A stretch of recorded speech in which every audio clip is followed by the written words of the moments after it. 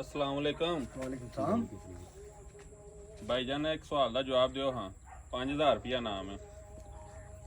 हाँ जी पूछो पक्की गल है? पूछो। वो पूछो देने जवाब असी। वो कौन सी चीज है जो हमेशा ऊपर जाती है, कभी नीचे नहीं आती?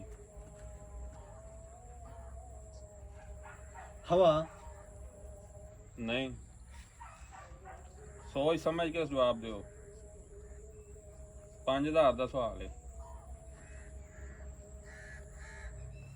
ऊपर जाती है नीचे नहीं आती।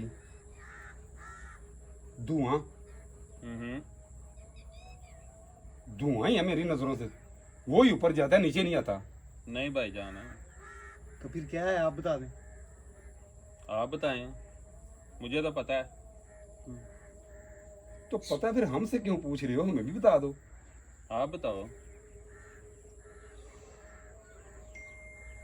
मेरी समझ में नहीं आ रहा। क्यों भाईजान? मेरे ख्याल से ना परिंदे। परिंदे तो नीचे आ जाते हैं ना।